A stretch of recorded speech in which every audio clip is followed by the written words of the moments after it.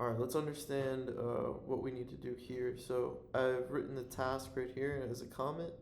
So what we need to do is that if we're given a list of elements and a value x, we need to find an index in that list, an index I, such that a bracket I is x. So or none if x is not on the list. So let's understand how it is that this algorithm works. So I defined here the algorithm. Let's see why it works or doesn't work or what it does in its current state.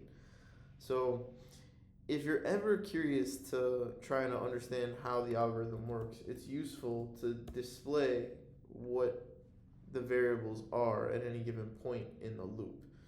So, okay, so here I'm saying I'm calling my algorithm search, and I have two inputs. I have the list A and then the value X that we're going to be searching for inside the list A. I start off with I being 0 because I'm going to write a while loop. And it says while I is less than the length of A, the length of the list, and the length of the list can be anything. I want it to run this loop, and I'm gonna just start to see what that value of I is as I go through the loop. So I is gonna print. So I is starting off as 0. So the first value that's gonna print here is 0. Then it's gonna check this if statement.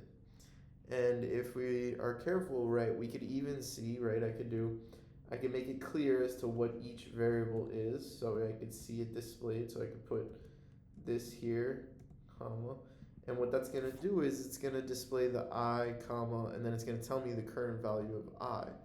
Similarly, I could write print, and then I could just see what the current value in the list is. So a bracket. I mean, I could even make it more clear by putting in more detail here, but I'm just going to put it like this, and then I'm going to see now. So now if I do this, right, I don't need this, let's say. Oh, wait, no, I do want that. Okay, so now what's going to happen if I run this code as it is? So if we look, right, I starts off as 0, and it tells me that I, comma, 0, and I can make it more clear. So let's make it even more clear. Let's go like this. Let's do some fancy print stuff. You see, so that way the I is on the inside there. That I variable is changing. It's not a string anymore. It's the variable I. So when I go and I click run again, right, it looks a little bit nicer because now it tells me. And I could even be even more nice by putting an equal sign and a space. And then now I can clearly see what's happening over here. So I could say, okay, I starts off as 0.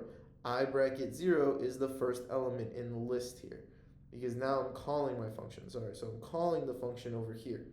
So the list A is this list that I give it right here, and the value that I'm looking for is 611. So I look and I see what my loop does. So I starts off as 0. So I is 0. That's what it says in this first bit. And then it prints this. A bracket 0, the first element in the list is 3.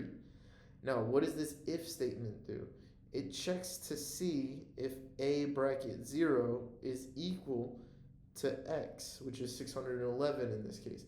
So is 3 equal to 611? No. So it goes past that. Then I becomes 1, and it checks. Is 4 equal to 611? And it says no, and then it loops again, and it keeps doing this until eventually it gets to I being 3.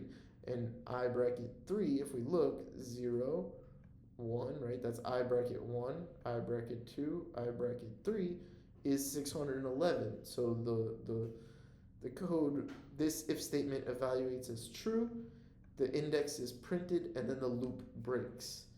Now, this algorithm as it stands, okay, for this instance works. But if I put, let's say, 0 for the element that I'm looking for, right? So I didn't change the list, I just changed the element that I'm looking for, and I run the code, and it doesn't do anything. This is just me debugging. So I'll take it out for a second, and it doesn't do anything. And that's not what you want. If you look at the task, right? We want it to return none if x is not on the list. So we need to add something in order to determine if at the end of the day there is no element x in the list. So after the loop, after you go through every single element in the list, you need to then say, okay, it's not on the list. So we need to find a way to do that. And there's a whole bunch of ways we could um, modify this algorithm here so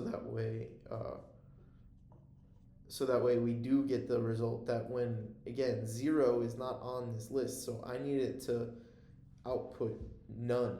And we need to figure out a way to do that with this.